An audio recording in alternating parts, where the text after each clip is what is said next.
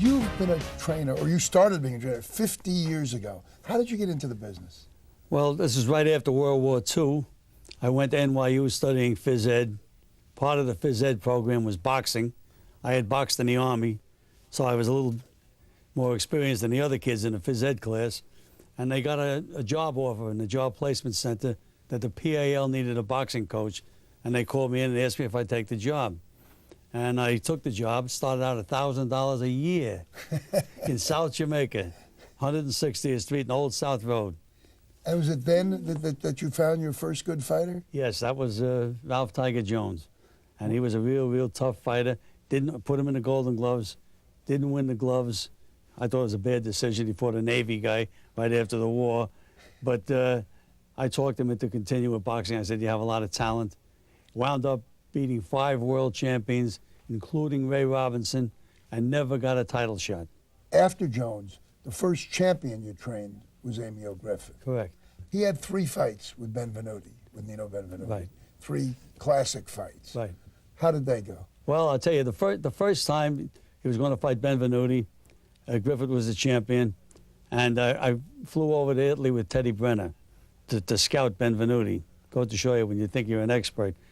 And I remember Teddy Brenner after the fight calling Harry Markson in the garden and saying, Benvenuti's the right guy for Griffith. His chances are slim and none. But they're forgetting that Benvenuti had been the Olympic champion and everything. He came over to New York, fought Griffith in the garden, a close fight, and Benvenuti wound up with the championship. And then you had the rematch. Then we had the rematch, but by the time the rematch came, I thought I had figured out how he should fight Benvenuti. And in the rematch, basically, we had him get off right from the very beginning and work behind his left jab. You know, Griffith wasn't a tall guy, but his timing was so good that he could fight a taller guy, and he'd come behind their jab, and they'd pull it back, and his jab was right in their face. And that's what he did to Benvenuti. He started busting him up right from the first round to the second fight. And how did Benvenuti react?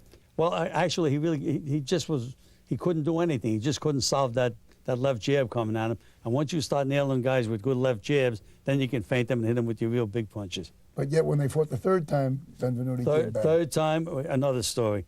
First round, I don't think he threw a punch for the first 3 rounds. But even then, the fight was very close. Going into the 15th round was anybody's fight. Griffith won the 15th round, in my opinion, from here to China. He almost knocked Benvenuti out in the 15th round.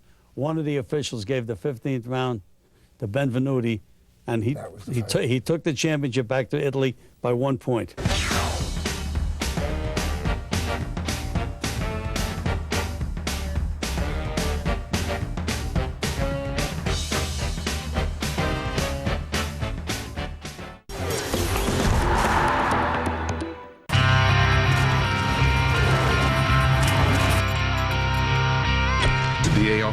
If you accept the deal, I will reinstate you effective immediately. What do you think I should do?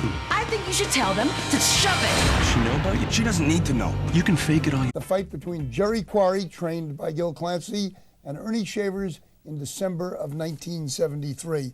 Now, this was a fight after your man had lost twice to Ali by this point. What was the background going into the fight? Well, the background, it was really bitter feelings between both camps with racial overtones. And a lot of things was said. Both fighters trained at the Playboy Club in New York, and we would bunk into each other, and a couple of times there was almost scuffles. But I knew it was going to be a tough fight, but I thought that Jerry, taking the great punch that he took, I thought that he'd be able to do a good job. That must have been a trainer's delight, having your fighters train at the Playboy Club. Well, we were a little busy with the fighters. Don King got involved in this. King he had Shavers. Well, Don King, in those days, had 2 fighters. Ray Anderson, who was a hotshot light heavyweight from the Midwest, and Ernie Shavers. Now, I had Jorge Ayamada fight Ray Anderson and knock him out, and then Jerry Quarry and Shavers. And was King stirring up the unrest before the fight? And, of course, King was not well known then. This was before Zaire. He certainly was stirring up things. It was in the papers every day, which is good hype for the fight if you want to look at it that way. But I thought he went a little overboard. Coming to us from Cypress, California, at 202 pounds even, he's wearing green trunks, trimmed in white, Jerry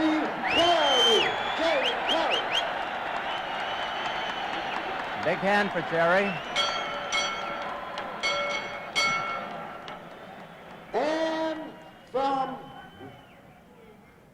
And from Warren, Ohio, 210 pounds even. He's wearing blue trunks, trimmed in white. Ernie Shavers, 12 rounds. Shavers was smiling at Quarry, and Quarry was very serious. Here are the instructions by the referee. This contest for 12 rounds will be governed by the rules of the New York State Athletic Commission. We expect you to obey these rules. I'll be here to enforce them. In the event of a knockdown, you must take an 8 count. 3 knockdowns in 1 round will automatically end the contest. Now, you men break when you're told to break. You will be penalized if you do anything illegal. Shake hands now. One question. Gil Clancy asking a question about the height of Shavers' trunks. The referee lowers them a little.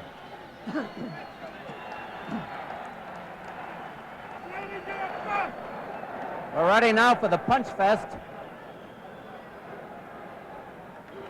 Quarry the green trunks, Shavers the blue trunks. Referee Arthur McCanty, the bell, round 1 is scheduled for 12.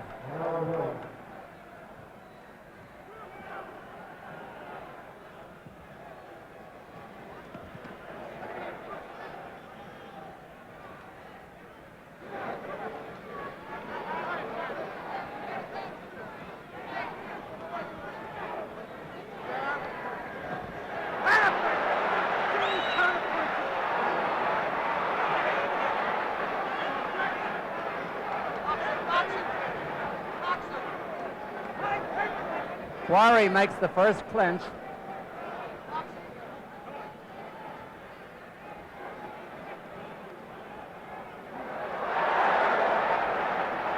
Shavers scoring heavily.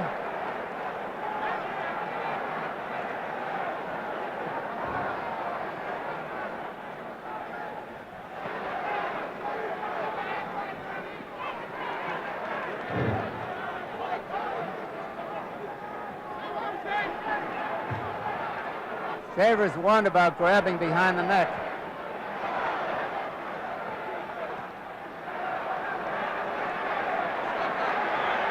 Shavers backed away, so he might have been hurt.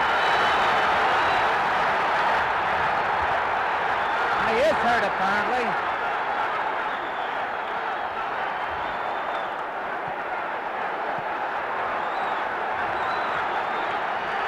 Yeah, he's hurt.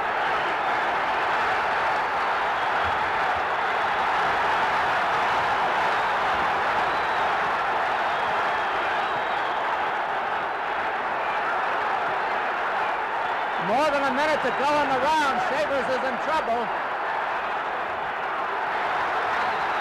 Down goes Shavers. He's taking the mandatory 8 count. 5, 6, 7. The referee talks to him. He's in Quarry's corner. He doesn't seem to know where he is. I think they got to stop it. The bout is over. The bout is over. The referee has stopped the contest. The winner by a knockout in the first round, Jerry Quarry. Jerry Quarry didn't have to work very long that night against Ernie Shavers. What was Don King's reaction? Well, you know, there were so many bitter words said in training that I had gone up to him before the fight. And I said, after my guy knocks your guy out, I want you to come and apologize to me in the ring. So I went over to him right after the knockout. I said, okay, come on. Turned around, walked right away. Not too surprising that Don did that. Now, after that, you trained Quarry for a while. He had a few more fights the next year and a half. Then he retired. Then he came back 3 times, once late in the 70s, once in the 80s, and once even in 1992. Did he stay out there too long? Oh, absolutely. He certainly was in no condition in any of the 3 comeback fights. He shouldn't have fought those fights. No question about that. Of course, anybody can get hurt in the ring, too. When you see a fighter who you think is staying out there too long, when you think he's risking permanent damage, what do you do? Well, typically it happened to Mike Quarry, who I was managing and training. You know, Mike was a very, very good fighter, but he couldn't punch. But so what would happen, all the fights would go the distance, and he would take a lot of punishment during the fights. So I came up to him, I said, Mike, you've had a great career. I said, it's time to call it quits. And he promised me he would. Next thing you know, I was getting a phone call from some guy down in Florida. Mike went down and signed with him. He didn't want to hear that he couldn't fight anymore, and had quite a few fights after that.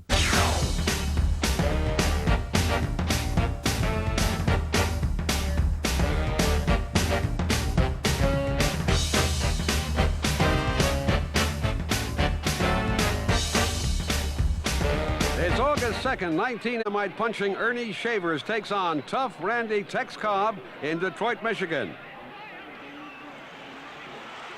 In rounds 1 through 6, both men took turns being the aggressor.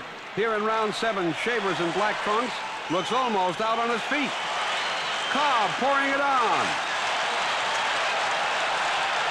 Cobb shoves Shavers off of him. Neither man can hardly throw a punch. Here in round 8, Cobb appears to be the fresher of the two fighters. Shavers trying to cover up, gets hit with a wicked right. Cobb throwing punches from all angles.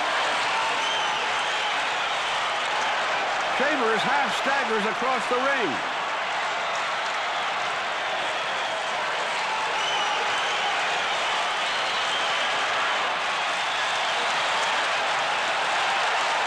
Cobb trying to finish it here in round 8.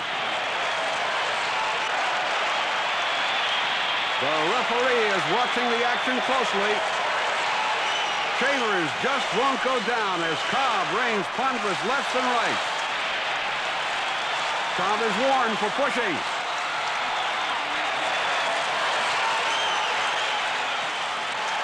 Shavers desperately tries to turn it around, but Cobb stays right on top of him.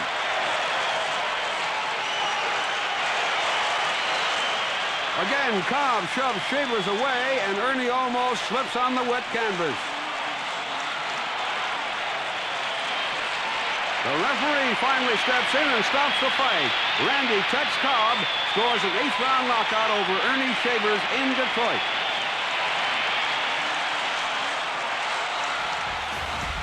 Now we're going to go back to 1976. George Foreman, the first fight you trained him, fighting in the here against Ron Lyle in Las Vegas. Now, this is coming off the defeat in Zaire against Ali. What did you have to work on? Did you have to work on George's body or his head? His head. First of all, it wasn't the first fight. He had 2 exhibitions before that. He called them exhibitions. He wanted to prove to himself that he could still fight. So he fought a Jody Ballard, for example, in the Concord Hotel. It was A name I shall never forget. supposed to be an exhibition. Wasn't an exhibition. They fought with legal weight gloves, the whole bit, and he knocked Jody Ballard out. But he needed those confidence builders going into the Lyle fight.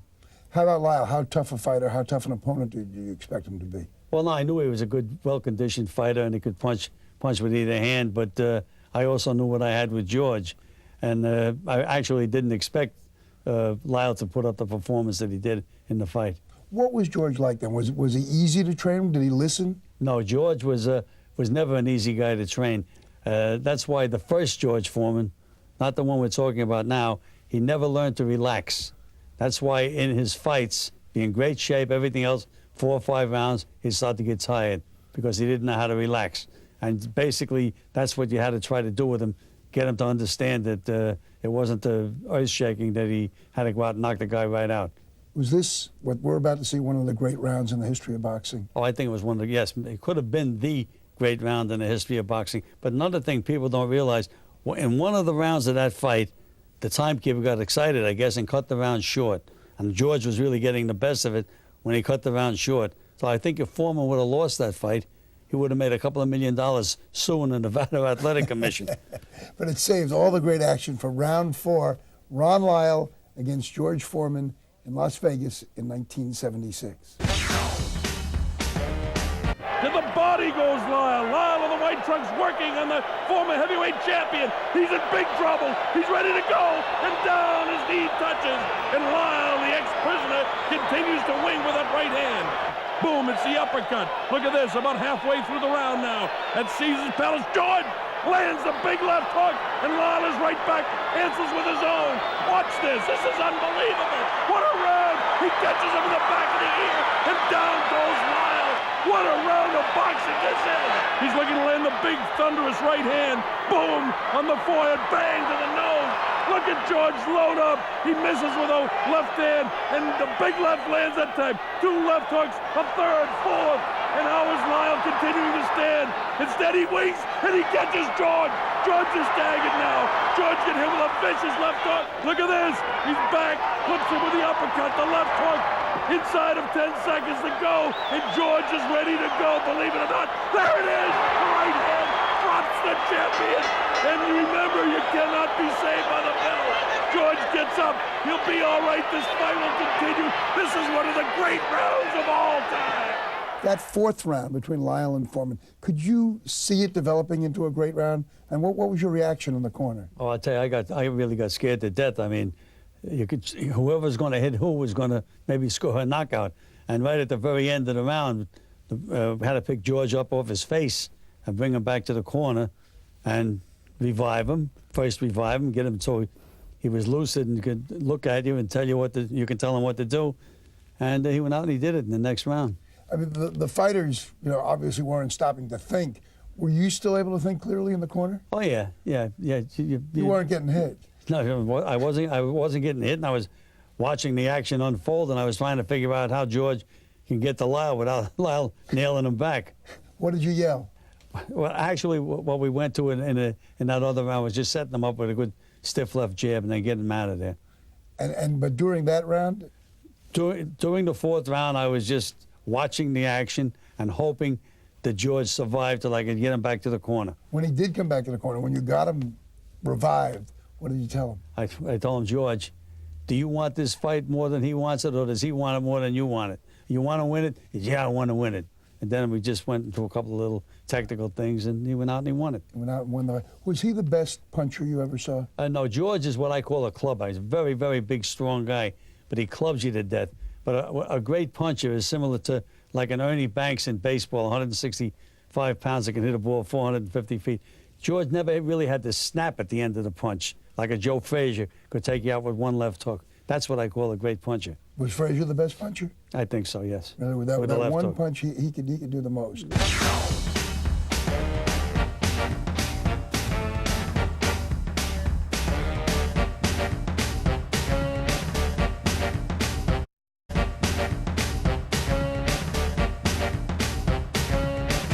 Fight we're about to see, George Foreman, trained by Gil, against Joe Frazier, their second meeting. And this is 9 months after the Thrill in Manila, after Frazier lost to Ali. What were your impressions of that fight? What did you think about Frazier after that fight? Well, I'm probably one of the few guys that don't, I really don't think Eddie Futch should have stopped the fight. I mean, Joe could hardly see, there's no question about that. But I think Ali was in worse shape than Joe. And if the bell did ring for the 15th round, whoever hit who, I think was going to score a knockout. And as you remember, after Eddie Futch stopped the fight, Ali collapsed in his corner. So it was just one of those things that Eddie tried to save the fight from taking a lot of punishment. You know, when you're a trainer, you're not taking the punches. But I still don't think that he should have stopped the fight. Suppose he hadn't stopped the fight. I mean, suppose Joe had gone out there and had gotten the first punch in and had defeated Ali. How would that have changed the history of boxing? Oh, it certainly would have changed it. He probably wouldn't have fought George Foreman right away again, that's for sure. Did you ever talk about this with Eddie Futch? No, never have. No. Have you ever mentioned it to Frazier? No, never mentioned it to Joe either, no. Well, I hope they're watching. Well, now, Eddie will be mad at me. But he'll forgive you. Now you're coming off that fight, and Frazier had lost the fight, and he's coming up against Foreman, who destroyed him the first time they met. What did you tell George to get him ready for this one? Well, George had a great technique when he was fighting a shorter guy. George was great with his hands, and what he would do, Joe had a great left hook. He just pushed that shoulder back, and Joe couldn't get off with that left hook, and he would just set him up perfectly to hit him with his 1-2 punches and get him out of there. Is this something that the trainer teaches the fighter, or the fighter teaches the trainer? No, this is something that the trainer, going all the way back to Jack Johnson, teaches the fighter. And in this case, George listened to you. Yes.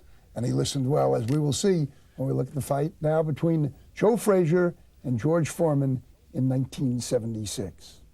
While the referee is giving the final instructions, we'll tell you that this fight is sanctioned by the New York State Athletic Commission. 10-point must system. 3 judges score the fight. No standing 8 count. 3 knockdown rule is in effect, and only the referee can stop the fight. We're just about set to go from the Nassau Coliseum here on Long Island. Joe Frazier, former champ, against George Foreman in the red trunks. Coming up to round 1, I'm Bob Sheridan. Glad that you can be with us from Long Island, New York, for another terrific 12-round heavyweight battle featuring 2 former world champions. Look at Smokin' Joe, record of 32-3, 27 KOs. George Foreman, 42-1, his only loss in Zaire to Muhammad Ali. In the first fight, when these guys fought down in Jamaica, it was a disaster for Joe Frazier, who came into the title defense, a 3-1 favorite, and he got knocked down 6 times in the fight and knocked out in the second round. A brilliant victory and a big upset for George Foreman. This one's a different story. Both guys have taken different tracks to get here.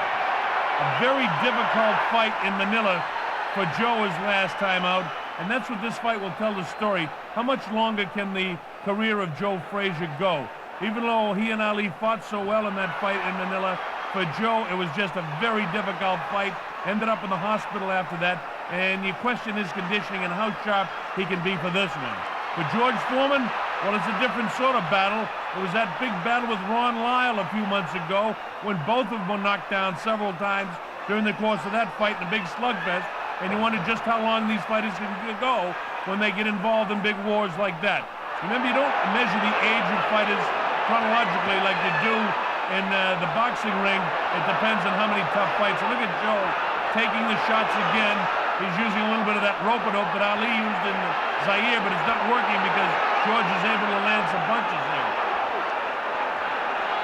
Joe's not looking in tremendous shape, but the fact of the matter is, again, I go back to what I said before, the difficult fight that he had in Manila, I think, is much more significant and much more telling than the fact that he doesn't look physically in great shape.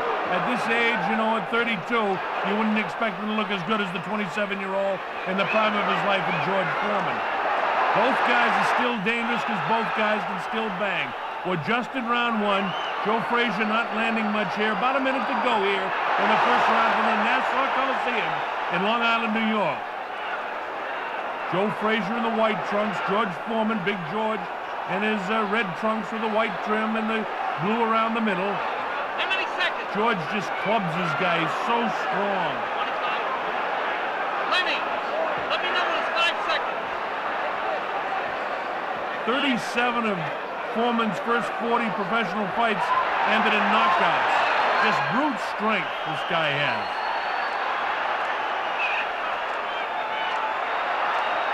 Very disappointed in losing the title to Ali and thinks he can get it back. Who knows? Joe trying to do what he can do, but it's so difficult when you're fighting a guy that's about 4 inches taller, even though their weight's the same. He's giving away about 7 inches in reach to Foreman, and it's tough for Joe to get through. I mean, Joe's a great boxer, but as the bell ends round number 1, George looks fairly sharp. Big left hook by Joe. So just as I'm comfortably discussing George Foreman, Joe Frazier lands a left hook. The problem is Joe Frazier's left hook on the body, the huge body of George Foreman, doesn't take the same toll as it does on other fighters. Here's what Joe needs to do, all of this trunk movement, but he used to be able to do that for 3 solid minutes. He gets through with the left hook, and look at George doesn't seem to take any toll of it at all.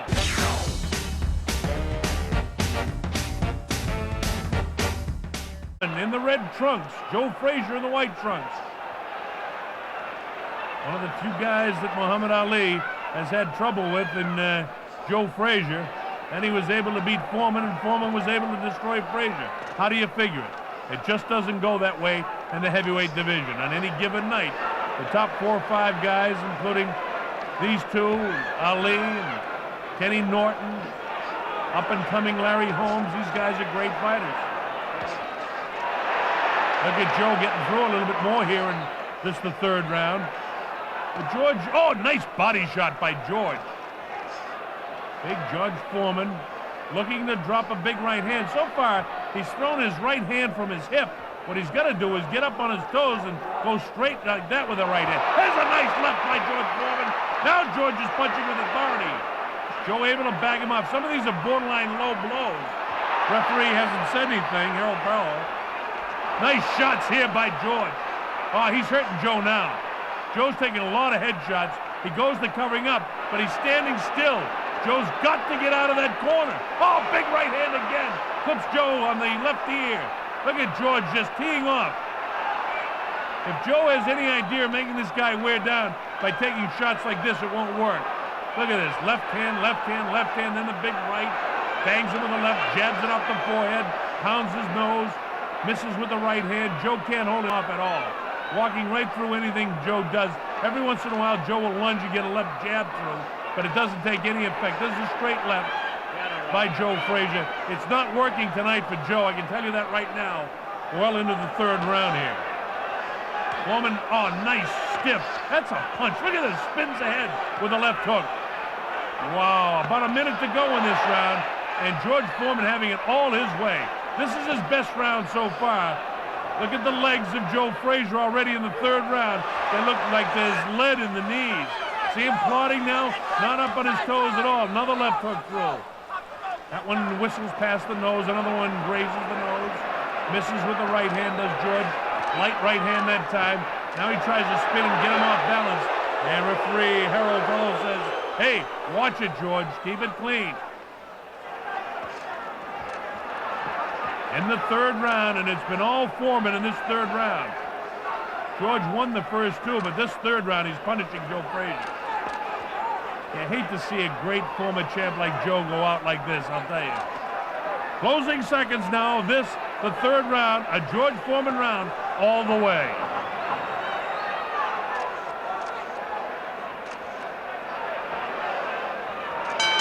There's the bell, ending round 3. Joe's already done better in this fight getting into the fourth round than he did in Kingston. A lot of people question whether George Foreman's conditioning is great, but the fact of the matter is he's coming off a very difficult fight too against that Ron Lyle. And both of those guys, I think there were 8 knockdowns in the first few rounds of that fight, and finally Foreman knocked out Ron Lyle, the Denver fella that is mighty strong and mighty big. Look at these shots. Every time Joe gets one through in the closing seconds of round 4, they love him here in Long Island, New York. Joe Frazier, George Foreman. Wow.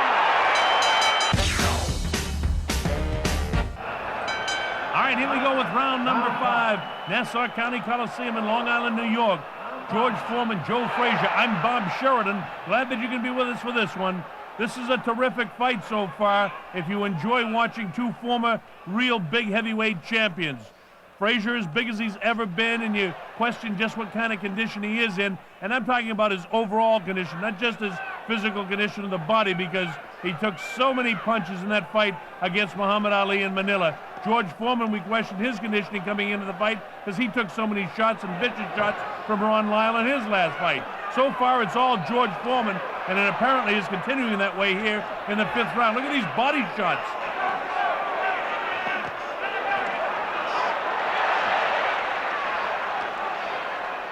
If the 4th round was more or less even, George definitely won the first 3. But here in the 5th round, George is taking command again.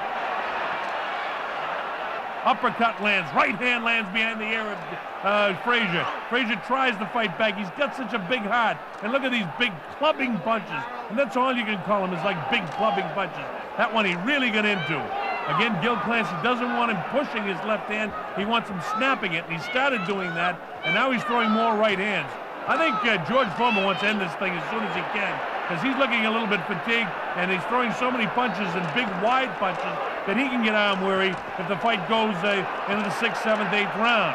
He would really like to. Oh, good shot! That one's a tough one on the chin, and bounced the head back in about 3 good heavy blows by George Foreman. Oh, that one got Joe, and down he goes. He'll be able to get up. He'll take the standing 8 count. It's up to 4 and 5 and 6. And 7, and now finally the standing 8 count. I don't think it's going to last much longer as George moves in, and he knows he can hurt him now. Big left hand again, big right hand. Look at him trying to fight back. His legs are gone. George catches him with a big left hook, and the right uppercut floors him again. Look at him crouched in the corner. Former great champion, lasted longer this time. It's up to 6 and 7. Joe won't be able to continue. It's at 8. The referee, Harold Follow, takes a real good look at him. And I think he's going to say that's it. And he does.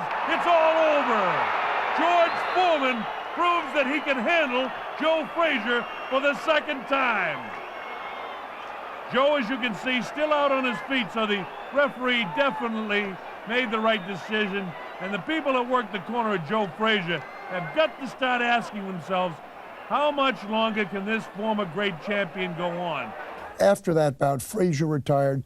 George fought 4 more times. You trained him for those 4 fights. Talk about the last one against Jimmy Young. This was the first incarnation of George Foreman. Well, yeah, Jimmy Young, the Jimmy Young fight, by that time, George was overstuffed with success, I think, and he wasn't paying too much attention to anybody. We wanted him to come to Puerto Rico a couple of weeks before the fight to get used to the climate. Didn't show up till a week before. I mean, he thought it was going to be a real easy fight. In the meanwhile, the guy that he had with him, one of the assistant trainers, was teaching him tricks. What kind of tricks? So now he started to tell me about these new tricks that he's learning. I said, George, you need tricks like you need a hole in the head. All you got to do is punch and get these guys out of there. But no, he was convinced that he was going to do these tricks. So, and before the bell for the first round, he had one of his guys come over to me and say, well, he wants the other guy to talk to him about how to fight the fight. Well, he went out there in the first round, and right away he threw Jimmy Young on the floor, on the canvas. And Young got up and made a little face, and the people booed George. But another minute later, George had him in a clinch and took him, almost broke his arm. Another trick. Another trick. By that time, all of the fans were for Jimmy Young. Now he's going out there between rounds, and when the bell rang for the round, he looked like a dancing bear. And all he was thinking about was doing tricks instead of fighting, which I know he can do. And it's a hot night. 100 degrees in Roberto Clemente Stadium. The genius that rented the place turned off the air conditioning because he thought he could sell more beer.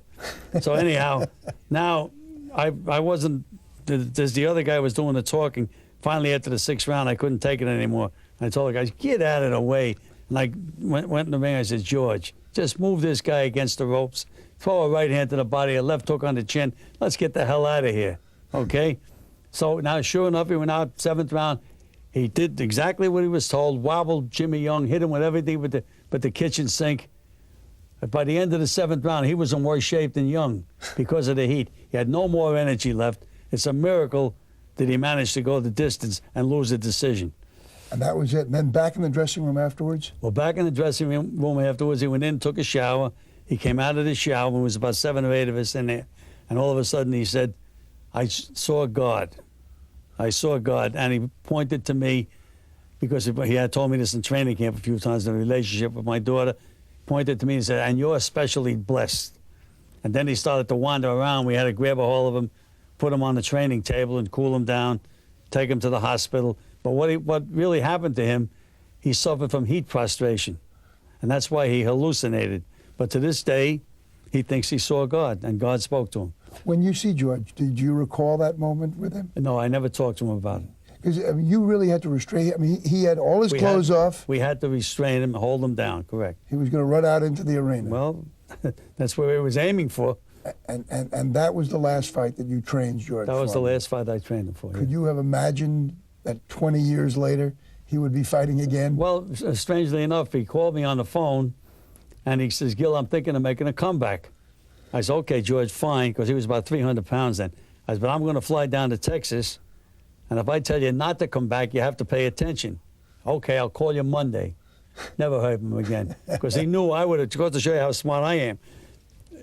I would have told him not to come back, probably. But this way he did come back, and he's made millions and millions of dollars. So I'm not the smartest guy in the world.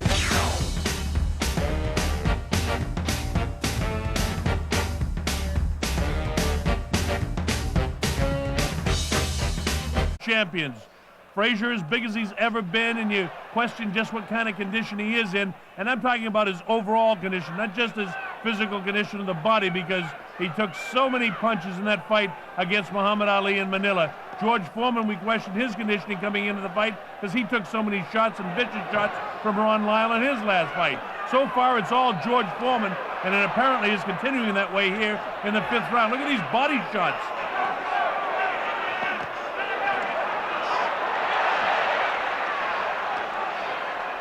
If the 4th round was more or less even, George definitely won the first 3. But here in the 5th round, George is taking command again. Uppercut lands, right hand lands behind the ear of Frazier. Frazier tries to fight back. He's got such a big heart. And look at these big clubbing punches. And that's all you can call them, is like big clubbing punches. That one he really got into. Again, Gil Clancy doesn't want him pushing his left hand. He wants him snapping it, and he started doing that. And now he's throwing more right hands. I think George Foreman wants to end this thing as soon as he can, because he's looking a little bit fatigued, and he's throwing so many punches and big wide punches that he can get arm weary if the fight goes into the 6th, 7th, 8th round. He would really like to. Oh, good shot! That one's a tough one on the chin, and bounced the head back in about 3 good heavy blows by George Foreman. Oh, that one got Joe, and down he goes. He'll be able to get up. He'll take the standing 8 count. It's up to 4 and 5 and 6. And 7, and now finally the standing 8 count. I don't think it's going to last much longer as George moves in, and he knows he can hurt him now. Big left hand again, big right hand. Look at him trying to fight back. His legs are gone. George catches him with a big left hook, and the right uppercut floors him again. Looking him crouched in the corner. Former great champion, lasted longer this time. It's up to 6 and 7. Joe won't be able to continue. It's at 8. The referee, Harold Follow, takes a real good look at him, and I think he's going to say that's it. And he does. It's all over. George Foreman proves that he can handle Joe Frazier for the 2nd time. Joe, as you can see, still out on his feet, so the referee definitely made the right decision. And the people that work the corner of Joe Frazier have got to start asking themselves, how much longer can this former great champion go on? After that bout, Frazier retired. George fought 4 more times. You trained him for those 4 fights. Talk about the last one against Jimmy Young. This was the first incarnation of George Foreman. Well, yeah, Jimmy Young, the Jimmy Young fight, by that time George was overstuffed with success, I think, and he wasn't paying too much attention to anybody. We wanted him to come to Puerto Rico a couple of weeks before the fight to get used to the climate. Didn't show up till a week before. I mean, he thought it was going to be a real easy fight. In the meanwhile, the guy that he had with him, one of the assistant trainers, was teaching him tricks. What kind of tricks? So now he started to tell me about these new tricks that he's learning. I said, George, you need tricks like you need a hole in the head. All you got to do is punch and get these guys out of there. But no, he was convinced that he was going to do these tricks. So, and before the bell for the first round, he had one of his guys come over to me and say, well, he wants the other guy to talk to him about how to fight the fight. Well, he went out there in the first round, and right away he threw Jimmy Young on the floor, on the canvas. And Young got up and made a little face, and the people booed George. But another minute later, George had him in a clinch and took him, almost broke his arm. Another trick. Another trick. By that time, all of the fans were for Jimmy Young. Now he's going out there between rounds, and when the bell rang for the round, he looked like a dancing bear. And all he was thinking about was doing tricks instead of fighting, which I know he can do. And it's a hot night. 100 degrees in Roberto Clemente Stadium. The genius that rented the place turned off the air conditioning because he thought he could sell more beer. So anyhow, now I wasn't, as the other guy was doing the talking, finally after the 6th round, I couldn't take it anymore. I told the guys, get out of the way. And I went in the ring, I said, George, just move this guy against the ropes, throw a right hand to the body, a left hook on the chin. Let's get the hell out of here, okay? So now, sure enough, he went out 7th round. He did exactly what he was told, wobbled Jimmy Young, hit him with everything but the kitchen sink. By the end of the 7th round, he was in worse shape than Young because of the heat. He had no more energy left. It's a miracle that he managed to go the distance and lose the decision.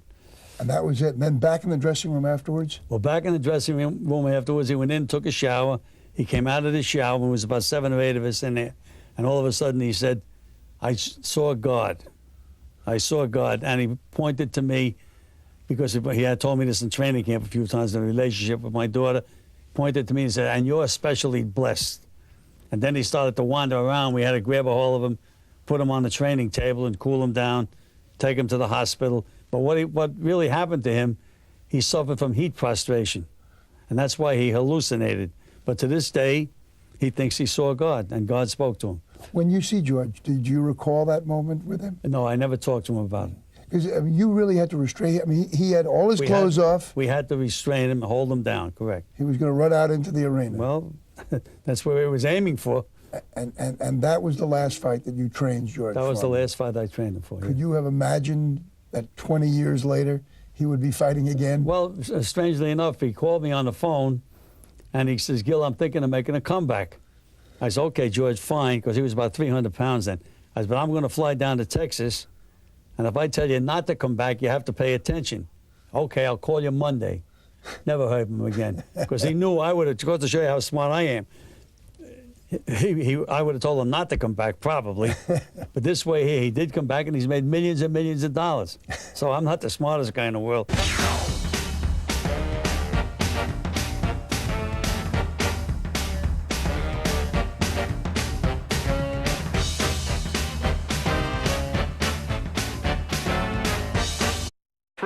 Heavyweight champion of the world Larry Holmes defends his title against Marvis Frazier in Las Vegas.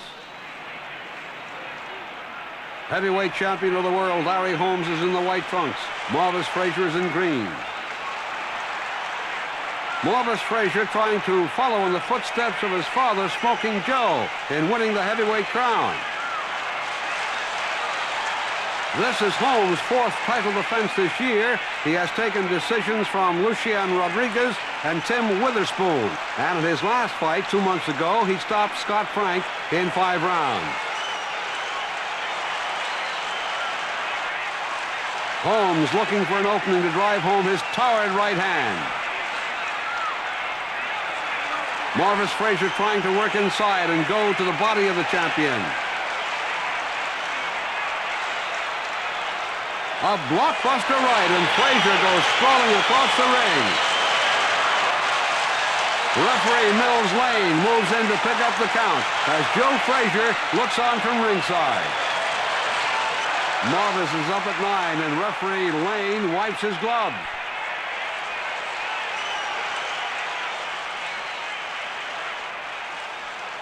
Holmes throwing punches from all angles, rocks Frazier with a right hand.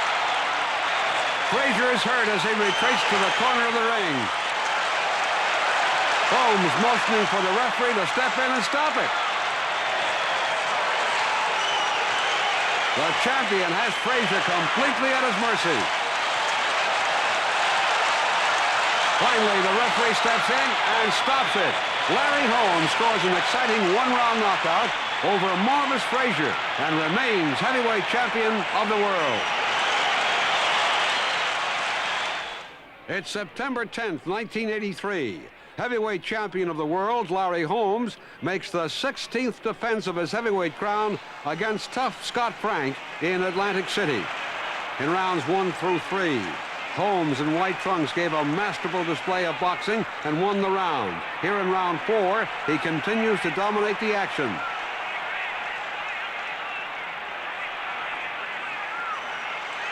Only Joe Louis and Muhammad Ali have made more title defenses than Larry Holmes. Holmes' jab finding the mark. And a blistering right staggers Frank. Holmes doesn't let up for a minute. A wicked right uppercut snaps the head of the challenger. Here in round 5, champion Holmes is landing with every punch in the book.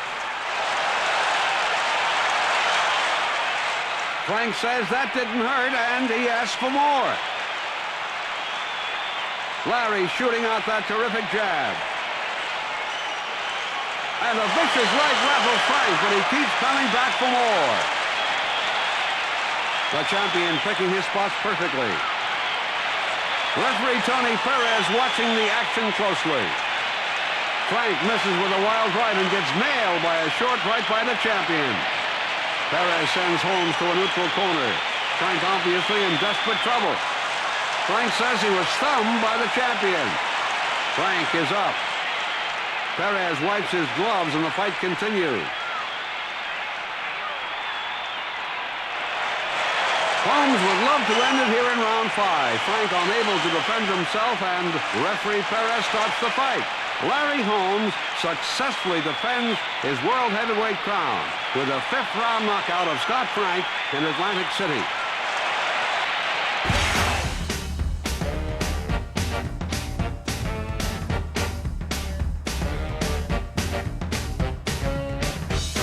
You were able to train fighters who weren't from the United States. You trained Oscar Bonavena from Argentina, Ken Buchanan from Scotland. Did they have difficulty understanding a guy from Queens? No, I really don't think so.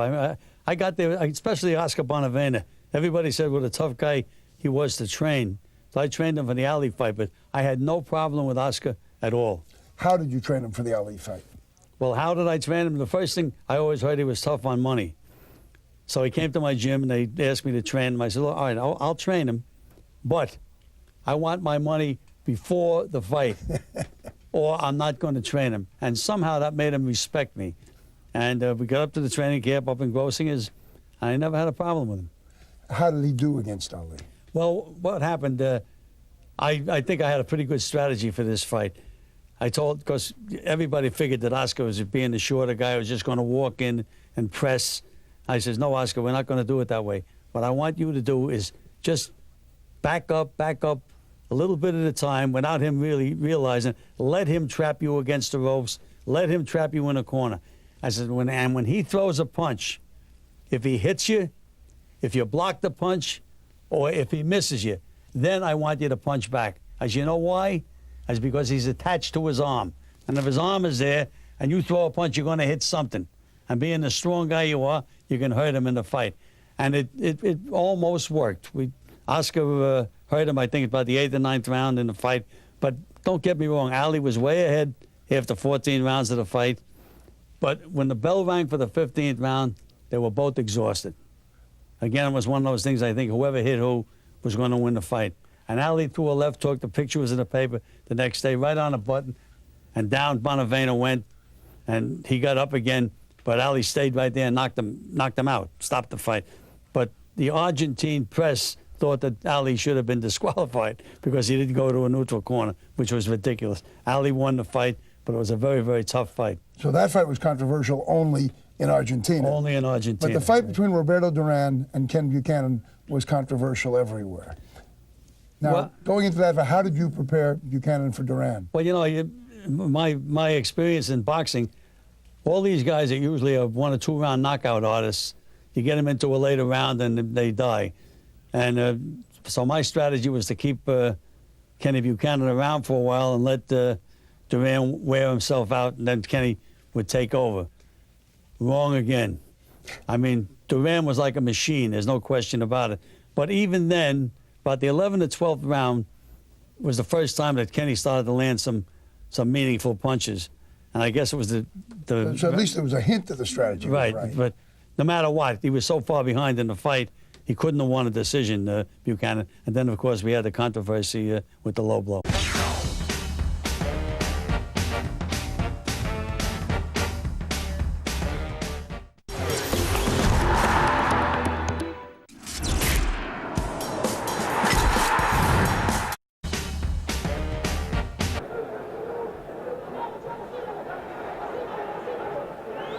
And now I think Buchanan's getting by on nerve alone.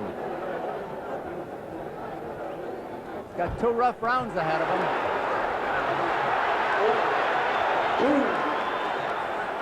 Now knocked down there. 10 seconds to go in the round.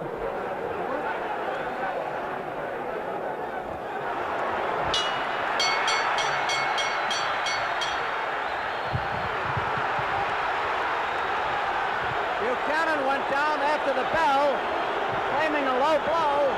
Buchanan went down after the bell, holding his groin. Dr. Edward Campbell of the commission has gone in. Now Buchanan is getting up and going to his corner. He is in severe pain. I'm going to try to get the referee, Johnny Lobianco. There was a flurry of punches at the bell, and all of a sudden, Buchanan just caved in and went down. Gil Clancy is talking to the referee, Johnny Lobianco. And let's see what's going to happen here. The referee may be stopping the fight, I don't know. The warning whistle has sounded for round 14. It's a question of whether or not Buchanan will come out.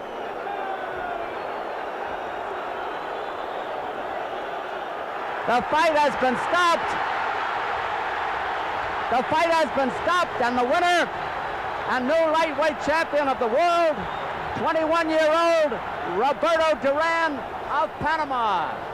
Now let's see this on a replay. Let's see if we can see a low blow. This is towards the end of the round. Buchanan's back to the ropes, and the referee in the way. Apparently he's been hit already. It looked like a left hook to me. You know, when it happened, what was your reaction? Well, again, Duran was dominating the fight the way he was, and I think they could have given Kenny a minute or two rest and let him continue. That didn't happen, and that was it. In the corner, did you talk at all about continuing? Yeah, but Kenny was in bad shape. That blow really hurt him. Yeah, he was obviously a very good fighter, Ken Buchanan. You trained lots of great fighters over the years. Who was the best fighter you trained? Best fighter I ever trained was Emil Griffith, 6-time world champion, and just a great machine. And you remained friendly with Griffith for years and years after. Well, everybody remains friendly with Griffith. Griffith is the most liked guy because he's just a happy-go-lucky guy. He's never changed from the first time he walked into the gym until now. Do you love the sport? Yes, I love the sport, yeah. What about people who say it should be abolished? Well, my answer to that is I think every young man in America of high school age should be part of the curriculum and should be taught how to box. Do you try to convert people to the sport? Absolutely. Does it work? Well, I tell you, I one time when I was teaching school, had a school teacher come up to me and says, a man, he says, how could you be involved in a cruel sport like that? I said, have you ever seen boxing? No, but I know it's I said, well, I want you to come to St. Nick's Arena with me next week. Came to the fights, never missed another fight. I converted him right on the spot. He was Gil Clancy, thank you for being with us.